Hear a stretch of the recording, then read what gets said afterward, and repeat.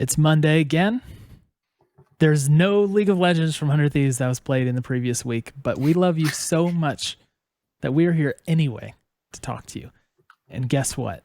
We brought a friend with us this time who we'll introduce here in just a second. Jordan, how are you feeling? I'm feeling great, Cole.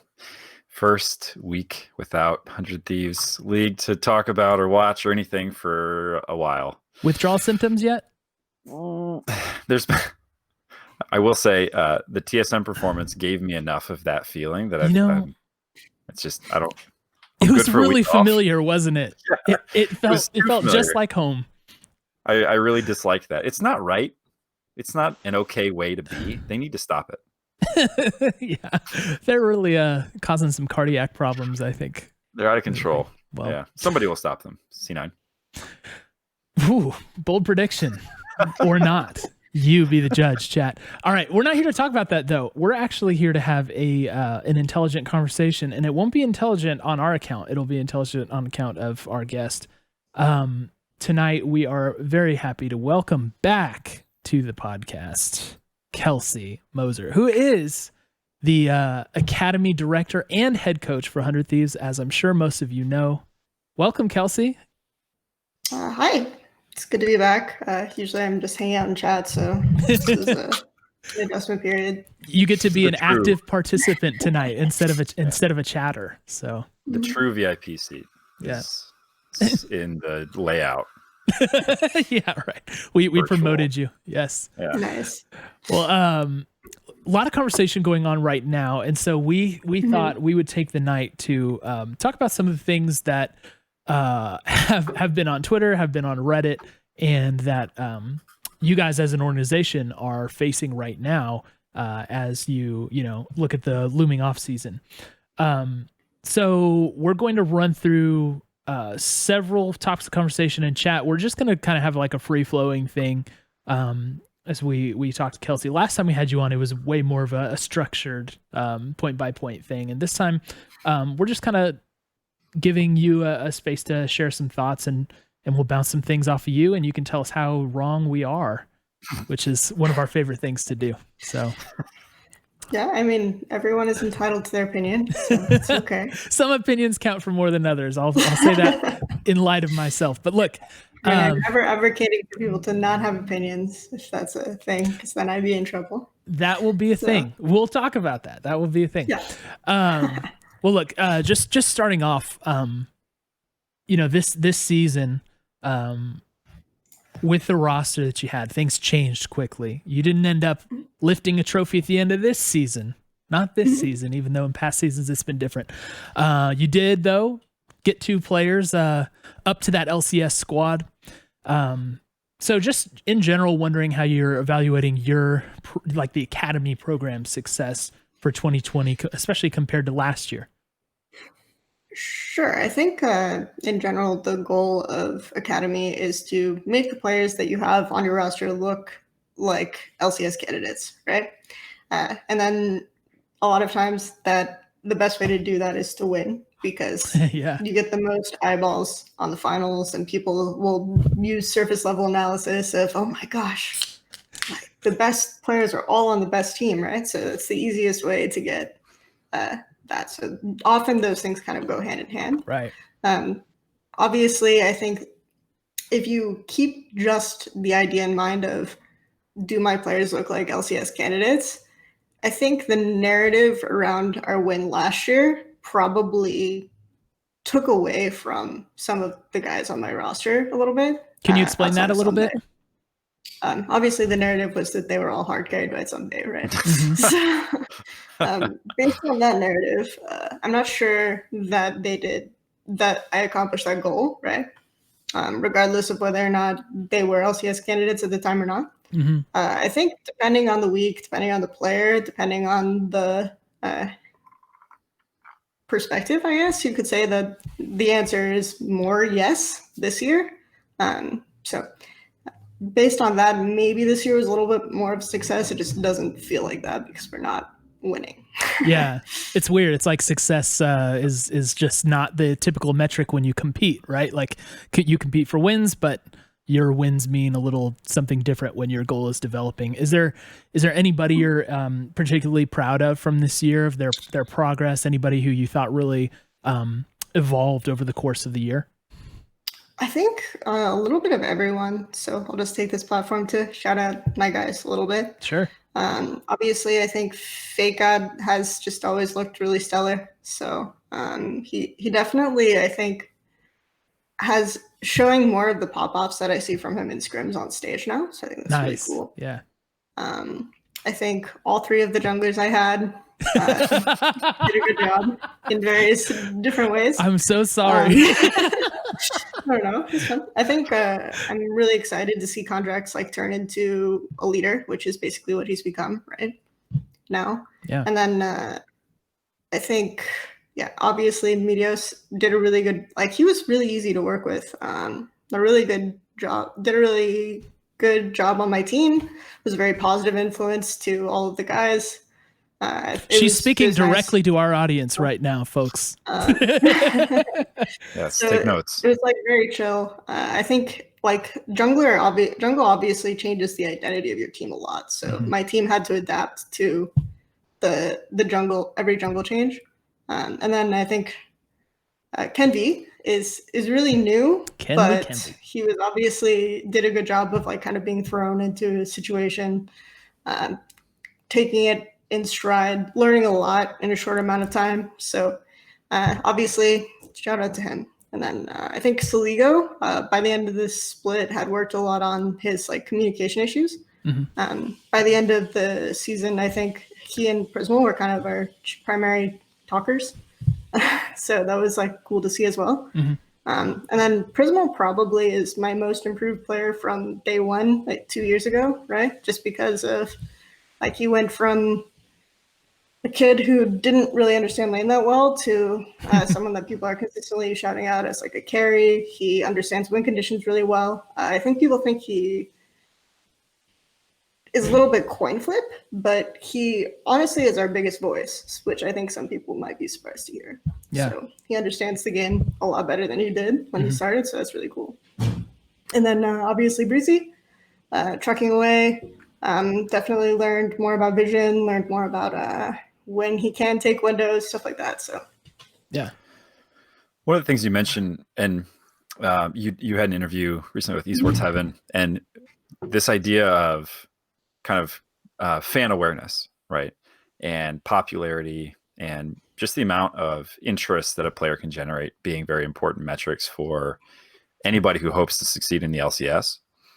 And one of the things I think is so interesting about this last split and kind of the season more broadly, but specifically this last split, is you had people coming into your squad who had more eyeballs on them than a lot of academy players ever get before they'd played a single game in academy. So what, you know, and just to make this absolutely clear, 100 Next was like a phenomenon, right? Yeah. So the players getting ported over there is just like, there's a crazy amount of interest in them while they were competing in amateur. So let alone when they start porting over to academy. So I just want to make ultra clear what Jordan is saying for chat. And you've never, you've never had a player show up who has their own hashtag and things like that. So when you're talking about, Poome Gang, we're all members. When you think about that and the impact that has on the scene at large, like there are puts and takes to that, and it makes some things easier, it makes some things harder. So I'm personally very interested to get your perspective on how that changes player development, expectations, and kind of the likelihood that some of these up and coming players, as more attention's on them earlier, what that does to their career. I think obviously that was partly the goal of the 100X program, is just to get more interest in the amateur scene in general, right? Check the box. Just from my perspective, maybe not from everyone's perspective in the org, because that's a very altruistic sort of mindset. It's just like we want more people to watch an amateur and to be looking at the players that we have available. So I think that that's something that we definitely accomplished to an extent. I think we had more success with that than I expected even. And I think part of that is just the amateur scene itself is very, very underdeveloped. Just the amount of teams that have any sort of coaching available, or basically aren't just a group of friends hanging out like after school and after work and trying to, like, because they love the game, take wins off of each other and just show themselves up. Mhm. So I think that the lack of infrastructure in general kind of, we came in, we did scouting, we provided coaching, and that helped them like immediately stand out. If they didn't, then that would be kind of an indictment of our competence, right? Just because of the quality of what we're competing against. But that also means that like scouting went into it, because these players are good, and we picked up players that are legitimately good even without coaching. So there's that aspect as well, and I'm not trying to undersell them. So I think that that's a big thing to take into account. I do think, though, that a lot of these players, they still come into Academy. Like, I've personally worked with Tenacity and Kenby now a lot more than the others. I've worked with all of them to an extent, but Tenacity and Kenby considerably more at this point. And they come into Academy, and there obviously still are knowledge gaps, right? There obviously still will be like some growing pains. I think we saw a little bit of growing pains from Kenby in our quarterfinal. That's not saying that Kenby's not going to be a great jungler, or isn't already to an extent a great jungler. It's just obviously I think there's going to be like a lot of expectations that he should immediately go to LCS and have the same level of knowledge as like a good LCS jungler. And I just don't want that kind of like huge pressure on him. I think maybe they can go to LCS, right? Like Poome obviously had some good results. I think maybe they will have a more escalated time frame, but I think that it's still like worth kind of understanding that the gap between solo queue to amateur to Academy to LCS is still like an existing thing. So it's still real. Yeah. I would say, Kelsey, I'm curious to know how the players and how you deal with the halo effect that comes with the degree to which these guys succeeded in amateur, because I think the reason why there's so much like, oh yeah, Kenby can be an LCS starter like right now, is because they didn't just win, right? They smashed. And I know, you were pointing out earlier that these are guys that have resources and access that most amateur teams do not have. So in a way, that's to be expected. Still, even with that said, there's definitely this halo effect for us fans where we saw like, man, they like stomped everybody. It wasn't even close. They ran them all over. Is the gap really that big? So how do you like, clearly they're aware of this, right? Like they're aware of how we all feel. How do they deal with that? And how do you deal with that? Like, do you have to shake them out of that a little bit, or is playing in Academy difficult enough that it's a wake up call for them? Or, how do you manage that? Yeah, I mean, it's. I don't know if there's a secret to it. It isn't something that I've specifically thought of, that there's like a halo effect affecting them. I think it's great that they're getting publicity. I think it's great that people want to see them in LCS already. I think all of those things are really cool for them. So excited to see how far they can push themselves, how far I can push them, how far they can push each other. So that's something to be excited about. I think that all of them kind of have a realistic understanding of, okay, we still are learning things. I can be really good, but I'm still obviously learning stuff. Like there is a difference between amateur and Academy. I think I've heard them express like that opinion. So it's not a surprise. So it's not like I'm telling any secrets to you if I say that they said that, right? So I think that's something to account. I think a lot of it is just like confidence, right? And confidence is built up by understanding. If you understand a concept that you're trying to apply, then you'll feel way more confident that you can apply it, right? So it's just all of those factors coming in together, and then I think we'll see more. Like for example, there were just windows that we didn't take in the quarterfinal that I think with more confidence and more time we would have taken. Stuff like that. So. Yeah. Okay. So I will say, like, I think everybody kind of is aware that players can internalize some of the negative stuff that comes their way on Twitter. And on the positive side, like, does that, from your perspective, does that like materially help them have more confidence? Like you're talking about when the fans are all over these guys, like, oh man, Kenvy's the best, Tenacity's the best. You know, like, does that have that effect on them the same way that negative stuff does? I mean, I haven't really asked them directly, so I can't say. But I think it's better for a player's career that you're talking about them, generally speaking. So, yeah, one of the things I've noticed so much is, especially, you know, as you talk about this fan attention, right, and just awareness, like we all know, and we're talking about these guys right now, and in years past that has not been the case. So even that difference is material. And the thing that I think as a fan base, and not just 100 Thieves community, but just in general, LCS League community, we have a tendency to have the same expectations of a player, whether they've been in the league for 8 years or 5 weeks. And we expect for the person who's been here for 5 weeks to outperform the person who's been here for 8 years. And I think that's just, well, one, it's really bizarre. And I think unique in a lot of ways. And I imagine that, you know, as somebody who's tasked with and responsible for the development of this talent, I imagine it's frustrating at times for you to watch a result and say, yes, that's about where you would expect somebody to perform with the expectation, or the experience, the exposure, the you know, the playoff knowledge they have. So, you know, is that one that you think, I guess, is there anything that you see in that should be done differently, or if you could ask people to reshape that expectation? I don't think it's so. I do think that, I guess I sort of want to talk about solo queue in NA, because let's talk solo queue in NA. to kind of talk about that question, because I do think, you know, you have this idea, it's like, oh my god, these rookies are popping up and they know all this stuff in all these other regions, and it's just, having worked with rookies in EU and rookies in NA, I can say that there is a difference in baseline knowledge in which solo queue prepares for you. So I think prepares you for it with. So I think that's something that people have to think about as well. It's just like, there's a difference in knowledge that is a bigger overhang for people to prepare. And I think a lot of that comes down to coaches, right? Like, as coaches, we should do a better job of preparing these players so that they can meet the expectations set by other regions, right? So that's sort of my goal, and that's where I have my own self-accountability.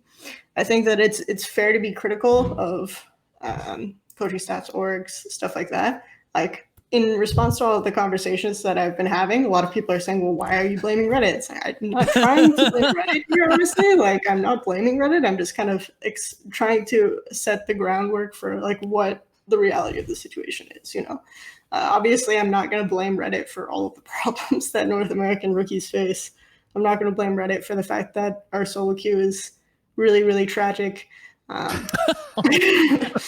Reddit isn't going out there trying to put, like, the server in Chicago, right? And Reddit isn't going out there saying, okay, well, we just have a smaller gaming population. I want this to be true. I want NA to have a smaller gaming population. Like, there are a lot of those fundamental problems. And then, like, coaching is an issue. I would say that I'm, like, a way better coach now than when I started. So that's a process that has to happen where coaching just has to improve.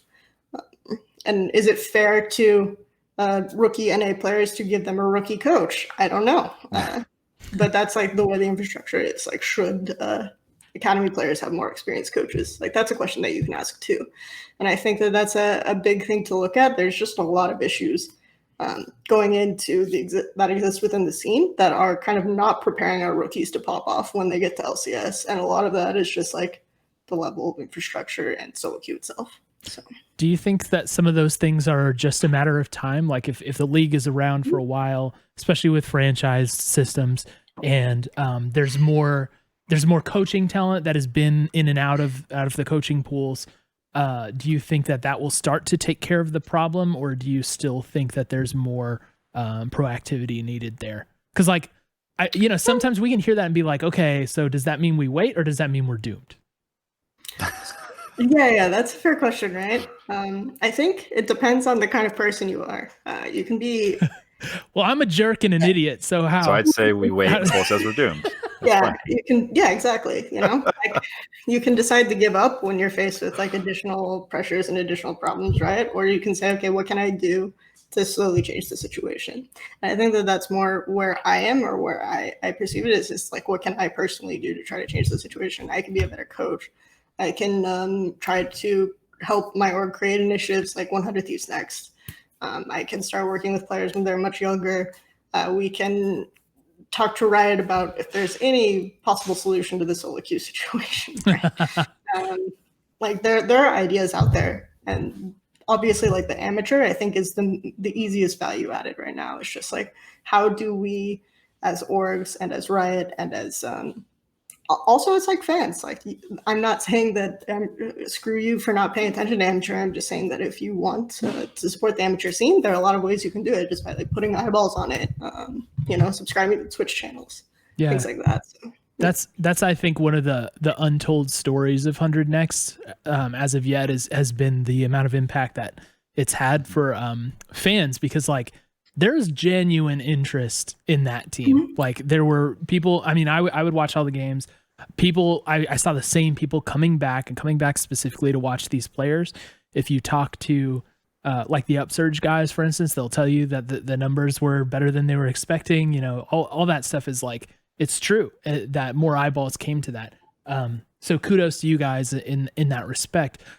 And then we'll just have to, I guess, wait and see if more teams take up that mantle that you guys did. I mean, obviously it seems to have worked for you, so you would think that good ideas are incorporated by other systems, but maybe that's another time will tell thing, right?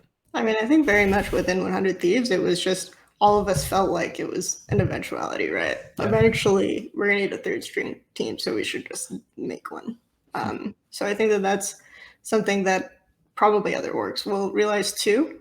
I think it's sort of a no-brainer at this point, just given the availability of native talent and the amount of work that kind of has to go into them to prepare them for LCS. I think, yeah, definitely we'll see more teams do it. I feel pretty confident saying that, even though I haven't heard any specific rumors yet. Yeah. And I think that'll be good. I mean, because if you look at the LCS spots, I mean, there are 10 teams, there are 5 spots on each team. And then you can put that in academy too. Plus or minus a couple of people. You can have 12 on your total roster? Starting their summer camp, right? Yeah. Which is not exactly an amateur team, but it's a program that gets them to work with amateur players to see more amateur talent that will also, I think, lend more eyes to amateur players. Right. And every time someone does that, you add 5 more spots for talent to be in a more structured environment where they're learning and being given resources. So probably can only help. That one seems more like one of those basketball clinics where they have 200 kids in a gym dribbling basketballs. Yeah. So there's 200 more spots for the amateurs. Yeah. I'm sure. I think some orgs are getting involved with high schools, stuff like that. I think that's really cool. So anything like that will just give more attention to the existing players in the space that aren't in LCS and RCAP. So what's the very literal impact of that, though? So more eyes, more attention, more subs. Like, how do you see that building out to the point where NA is competitive in the way that we all want it to be as fans of this region? So I think obviously the idea has to do with this is an entertainment industry. So if you want to build up infrastructure for amateur orgs and amateur teams, then you need to be able to show that there's viewer interest, so that sponsors are interested in like giving these teams in these places more resources to help these players, right? For example, ERLs, the national leagues within Europe obviously their case for a sponsor base is really, really easy to sell because you have a Spanish-speaking viewer base, so they'll be interested in a Spanish-speaking league, right? Or a Spanish esports league. So that's like a really easy thing to sell to Spanish sponsors, right? Compared to LEC, which is a little bit more all over the place in terms of viewer base. But then also those Spanish casters who cast the Spanish league can then have an LCS and LEC broadcast that they're casting, that the sponsors can cover both bases.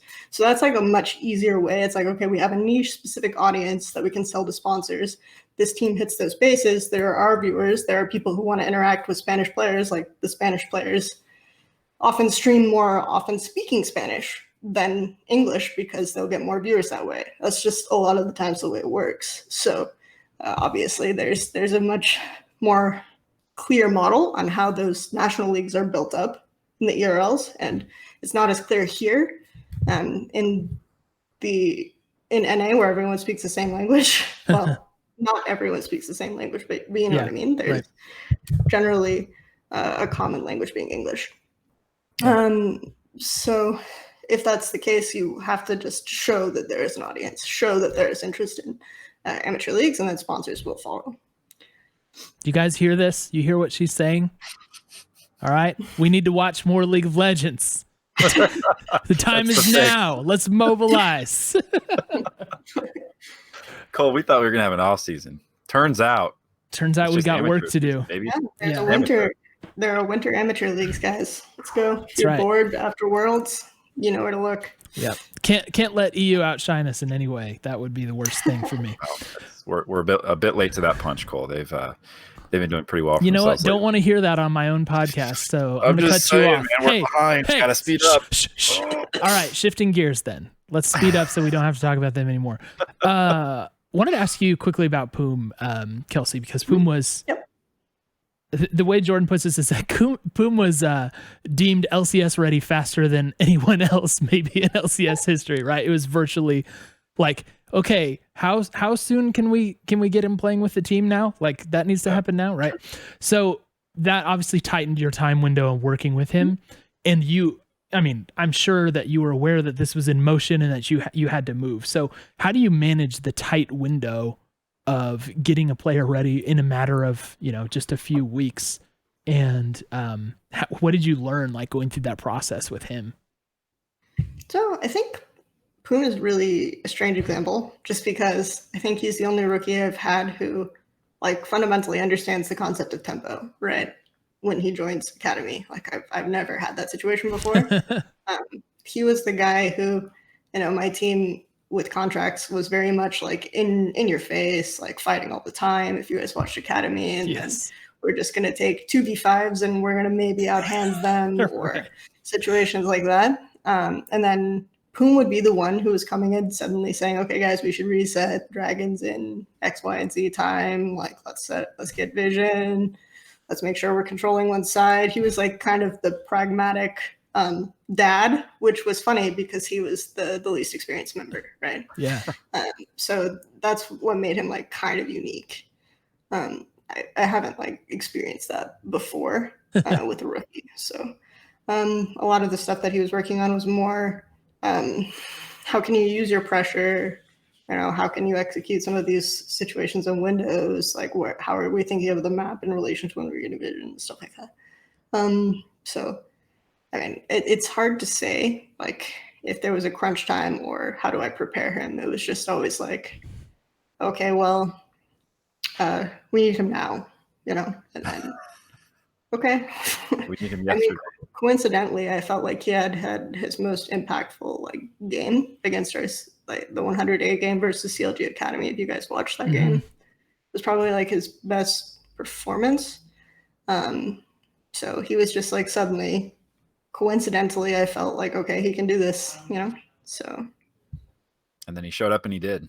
So yeah, you were right.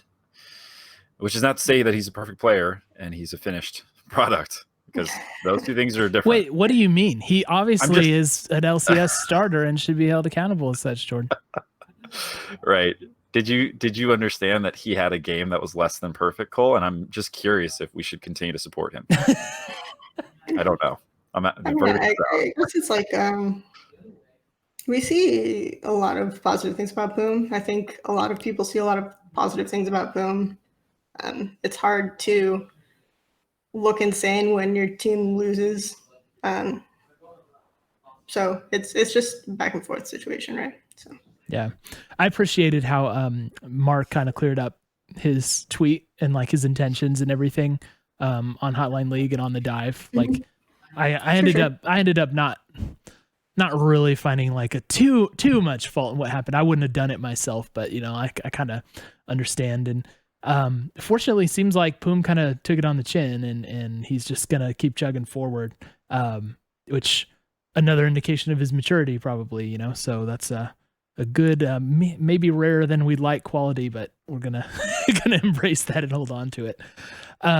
Speaking of maturity, so we're not gonna sit here and name names, but some of NA's like star talent, right? Hit some of the historic mainstays that we have, either are or will be kind of aging out of the league, right?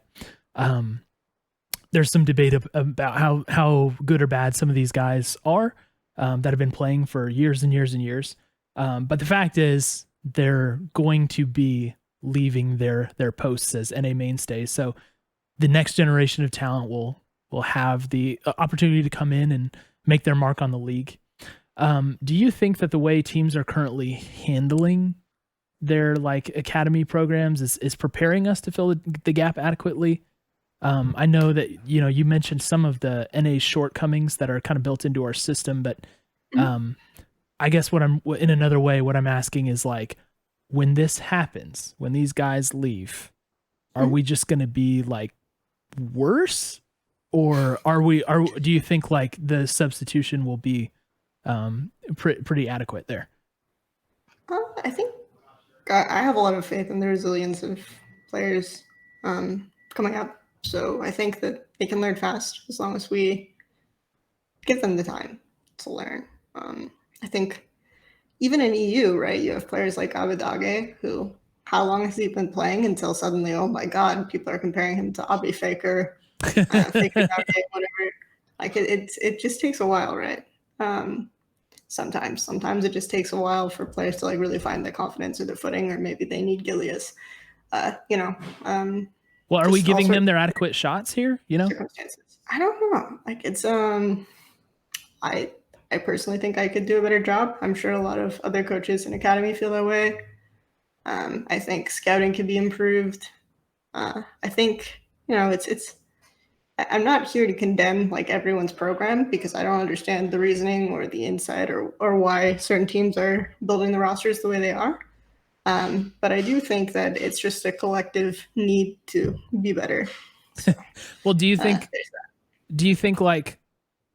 the whole and I hate to say this, but like the NA retirement home thing is like has longer legs than that? Like, will we still be able to pull players who are, you know, maybe not at their peak in EU anymore, but willing to come over, or maybe even LCK, or are those days numbered as well? It really depends on the player's objective. I think at this point, it's not a secret that it'll be harder to get players who think that they can actually like do really well, right? Or that they're going to pop off on the world stage after coming to NA. Or I think a lot of players are just kind of aware that, yes, the solo queue is really that bad. And if I come there, like, I'm not going to be playing a Kali anymore, because like, why do you think we play so many control mages in NA? It's like, it's really hard to practice assassins on 60, 70 ping in Los Angeles. So I do think so that's why we have like so many control mage players in LCS. It's just the way it is, guys.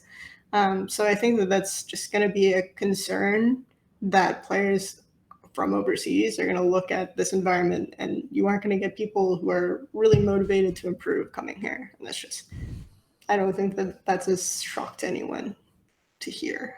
So yeah, nor does that sound like a coaching gap. Like, that's not infrastructure other than your servers, right?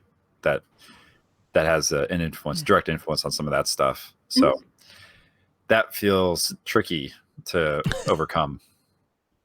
And I guess maybe what we'll see is Riot will continue to, maybe this is their solve, is they'll just continue to make control mages the one viable option for mid. First pick Orianna and EU, baby. That's what I like to see, guys. Let's go. Yeah. It's the exciting future of League we have to look forward to.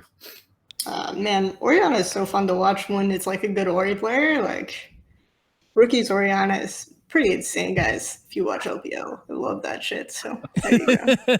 There's your recommendation of the night from Kelsey. Right.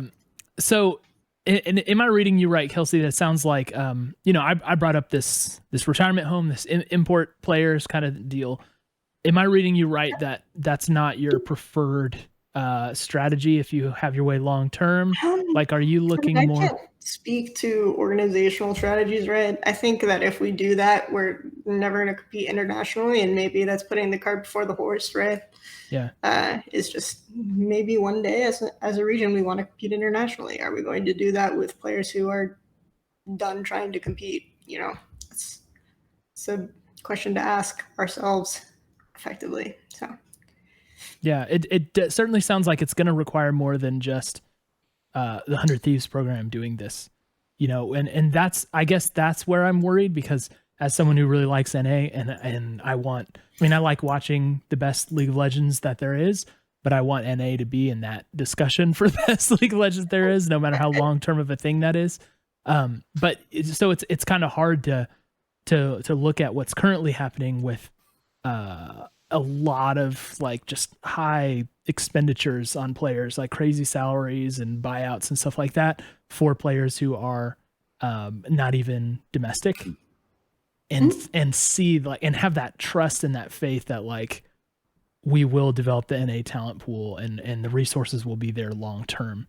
So it's kind of shaky ground, I feel like, for us as fans, like, because we're at the whims of whatever decisions are made by all these teams. So I don't know if I'm alone in that, but that's my existential crisis as an NA fan. And I also just want to clarify that I'm not kind of here to call into question the motivations of our existing imports. I think a lot of imports like that have been here a while came here in good faith, and now this is their home, and they want to see it do well, right?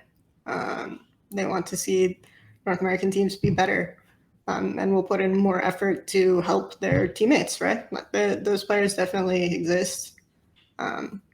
So I don't think it's fair. So I just want to clarify that I'm not like condemning all imports as, lazy, retired, not wanting to progress the region, but I think it's hard to get those kinds of players as new imports now.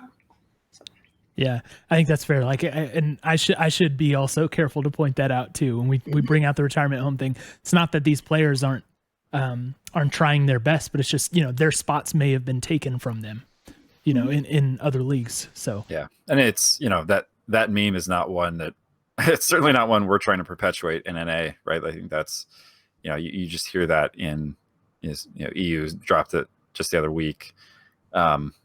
It's like the thing that you point to if you want to demonstrate that your region is stronger than NA, right?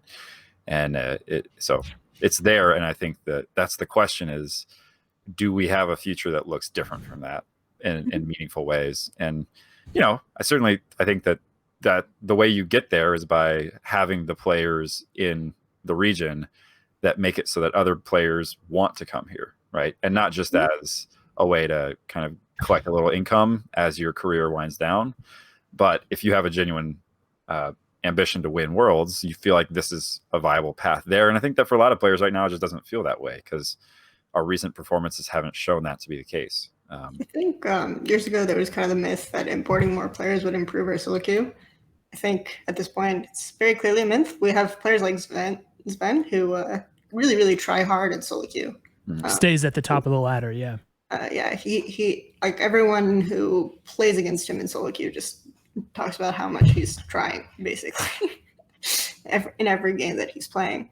And that's like a weird thing to praise, right? But I think a lot of other imports have come here and said that they felt like no one was giving a shit, so it didn't make sense for them to try. And it's just like, so like I think Kabe on Crackdown was saying he felt like solo queue when he was in EU grinding solo queue like made him better, but doing it here he felt like he wasn't getting better grinding solo queue, so he felt less incentive to do it, right. Just because of the quality. And it's very frustrating to watch my players sit in queue for like 30 minutes and then end up playing versus Sonabot with her Sona support who's like not trading on the right windows or not even being able to learn their matchups properly after waiting for so long to even get a game. So it's like really frustrating to see. So Well, that's sad. We don't want you to be frustrated. We want you to be happy. But it does certainly sound like you're putting on the cape to help the NA scene and help these players develop, which we're super grateful for, obviously, as fans of this team.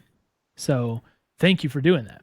I'll give you one. I like to ask this question, and sorry, this may be a little bit putting you on the spot, and I apologize for that. But I like to ask this question and give you a chance. Is there something that you see Reddit getting wrong a lot that you'd like to call out, and just maybe your favorite thing that Reddit gets wrong or that fans misunderstand that you'd like to? I think, yeah, just in terms of misunderstanding, like it's okay to be.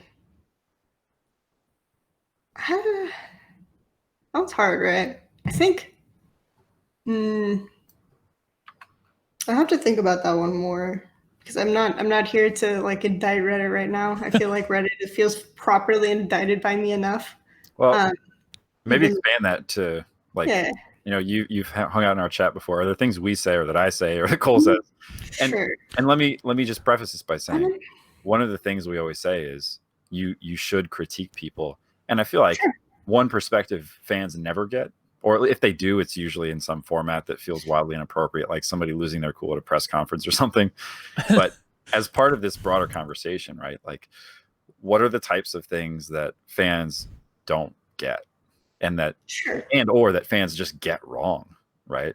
Okay, so I think something that it's just like this idea that I think it's just mostly snap judgments or assessing the wrong thing about a player. It's like a really weird thing to say, but it's just like the criteria at which you're assessing something is not correct. And that's like a really nebulous thing to say, but it's just like if you're saying, like, for example, like the CS difference or whatever, like your CSD is bad, or instead you should be looking at, you know, are they able to trade, like if it's like Cinder versus Corki matchup, right? And Corki like is able to back and buy Merc Dreads without using any C pots, then the Cinder fucked up, right? Like that's just like that kind of metric, right? You're not seeing you're not able to see the laning phase itself, but you can still have certain tells of whether or not the lane is being attempted to be played optimally, or if you're finding the right trade windows. And then, like, I think CS differences aren't going to give you the picture, or just looking at, I think like throwing around stats is a big thing in general. I think for me. So Tim, if you're listening, example, stats like are meaningless. Fans should stop using them. They're not going to help us at all. And you can come on next week to address this. Yeah, Tim, come on next week and defend yourself. Okay. No, but I think, for example, like just saying this player consistently is winning lane based on a CS difference doesn't tell you whether or not that player gets counterpick. You know, if that guy is consistently in a matchup that should be winning, then yes, he should have a high CSD, right? Stuff like that. Just taking into account the full picture when you're using a stat is something that I think I would like to see more people at least attempt. You know, I'm not asking that to be like a huge thing, but just understanding and contextualizing the information you're using. That's such a valuable point to make. Thank you for saying that, because I feel like, and one of the, just to be super honest, one of the challenges in doing that as a fan is those things, those insights are not immediately clear, and they don't show up in the overlay at any point. And I think we, you know, as fans, we largely rely on the commentary of the game to pick up on things that aren't apparent just from looking at the numbers on the screen. So I have a follow-up question, and that is, are you legally able to co-stream matches? Me? I am not a league partner. Bummer. So, they should do something about that. We need more. I could probably ask to get to become one, but I'm currently not one. So, yeah. Well, even if you're not, there's I predict there might be an audience for that, just because. I mean, I think that's we need more smart people saying smart things about League out there. in the universe. There are a lot of like good co-streams. I think the problem with co-streams is that you do have to be entertaining, and this is not to say that I'm not an entertaining person. Sometimes people will say that.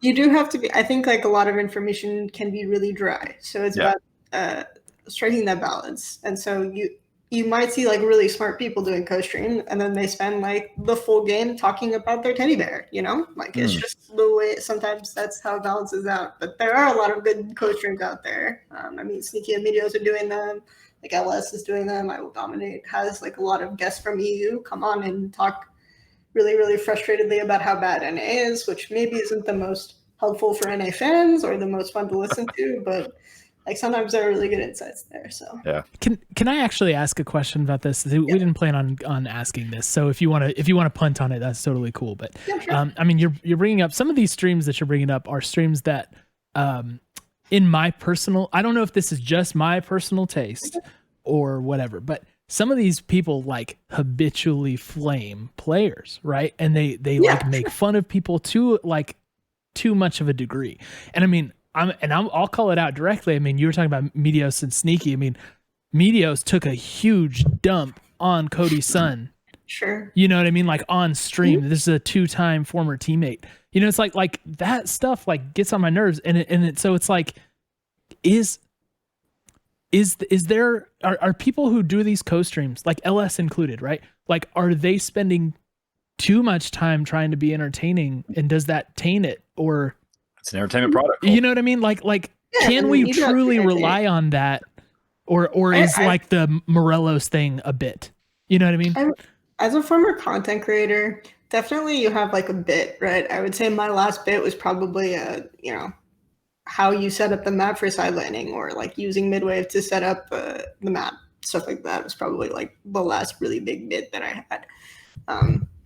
So you definitely have like beats that you consistently hit, or things that you feel are strengths in your knowledge pool that end up kind of overwhelming whatever narrative you're casting. And then if you see people consistently like screwing them up, you might get heated or frustrated and then start using weird words. But also, I think flaming people is funny, you know? It's just a way a lot of people's sense of humor works. I think a lot of people are thinking that I'm saying don't flame players, which, you know, I'm not saying that. I'm just saying like you have to kind of be aware of when you do flame players, like the impact that you're having.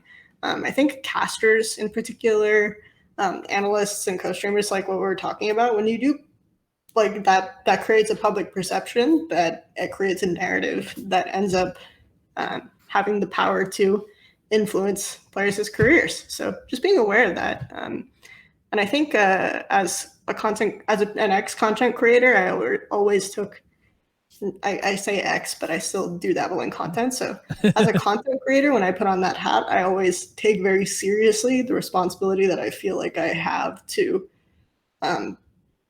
be knowledgeable and to give correct information, right? And maybe sometimes that's being rude.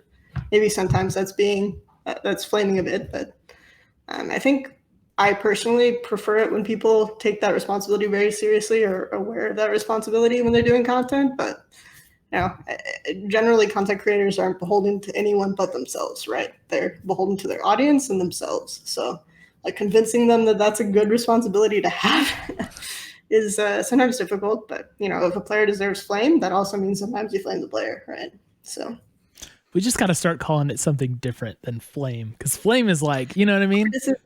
You can, so I think like there's flame, which can be constructive or not constructive, right? For example, like there's the flame that makes the steak, and there's the flame that burns the steak. That, you know, Jungle Juice flamed him when he was learning to lane, but that was like constructive for him. It helped him get better. So I think that's something that you can, like, flame can be productive or not. Like so I guess you can say constructive criticism, but constructive criticism doesn't seem funny, right? Like, see, this is the thing. I don't. So it's like pretty corporate. Can we say constructive flame? Does that sound funny? I don't know if that sounds funny. Constructive flame is actually kind of funny. That can work. Constructive flame. Constructive flame. There you go. I guess that's my whole thing, and not to just drone on about this. This will be the last thing I say about it. But it's just like I'm not.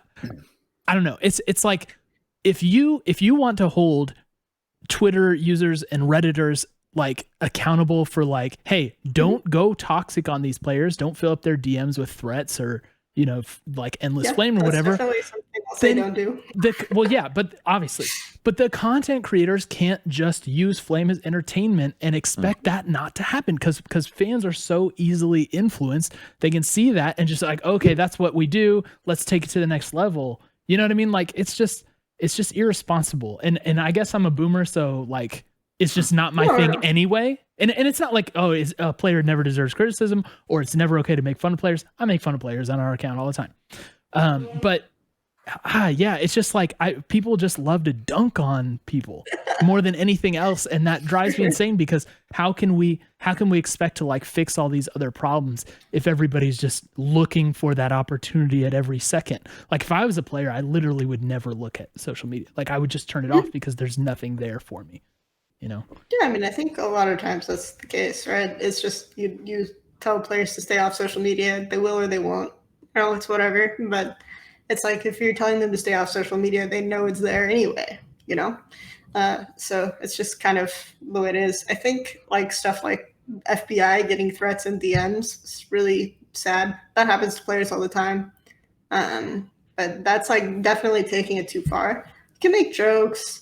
You can constructively flame, all those sorts of things. As long as you're being honest and consistent as a content creator, like it's your responsibility to know better, I would say. That's why I'm frequently on Reddit's side, actually, when they call out a caster for not understanding an item build. It's like, that's literally your full-time job. You should know that stuff, right? And if I'm making those types of mistakes when I do content, then I want people to eviscerate me too, so that I don't like screw up a player's career by spreading misinformation. So it's just, I think if I took my job as a content creator very seriously and maybe too seriously. So I think that's something that I wish other people did as well, or that they took responsibility for the words that they put out there a little bit more. Amen. Well, I think that's a good place to finish. Kelsey, both times we've had you on, it's been really fun to talk to. I really appreciate your candor with everything. I always feel like dumber after talking to you in a good way because it's like, oh, okay, cool. Like there's all this stuff that really made sense that I wasn't seeing before. I couldn't articulate, you know what I mean? So appreciate you being here. Cole, well. Yeah. It's constructive flame, Cole. She's just constructively flaming 100 Talk. And you know what, Kelsey? You're welcome to come constructively flame 100 Talk whenever you want. And I hope that you will, because it makes us better. That's important. That's right. Right. Yeah. So we will we'll say goodbye to you. And again, thank you for being here with us tonight. We are wishing you like the best luck in this off season because I know the it's gonna be an interesting one. Right. The puzzle is going to be a difficult one. Yeah, the puzzle is really, really tough to solve. And you guys have an unenviable job in that sense that you are working on managing these crazy fan expectations, but also keeping the best interests of players at heart. And then on top of that, just trying to win at League of Legends. So it's a tough job, but personally glad to have you doing it. So thanks for coming on tonight. And we'll say goodbye to everyone here. Before we do let you go, is there anything you mentioned? There's an amateur league in the winter. You mentioned that you're an active content creator. Is there anything you want to call out that people should be, as fans, putting our eyes on between now and the next time we get back onto the Rift? So I think I'm going to be bullying my players into streaming probably pretty soon. Okay. So watch the stream. Sub. Yep. Just pop in when you got a free minute and say hello. They'll appreciate it probably. And then I think for the off-season tournaments won't start for a bit, but probably after Worlds, UPL always has like a summer season. Yeah, UPL. Everything like that. Or I shouldn't say summer, winter, excuse me. Has a winter season, so you can check out like all the usual channels. They'll probably have tournaments going. So cool. Yeah. All right. We'll keep watching. We'll do our job. Yep. All right, everybody, we'll be back next week with the call-in show, Keep It 100, where you can come give us your takes. We will be grading them on a scale of 0 to 100. So flame you guys. Yeah, and actually, I'll put our Discord link in the chat for you guys to join there, because that's where we'll be coordinating all that's going to be happening with that show. So we will get ready to see you next week. In the meantime, we're going to host Nitro. Give him a warm welcome, because I don't think we've hosted him yet. And as always, we love you and we miss you already. Take care. All right. Thanks, guys. Thank you, Kelsey.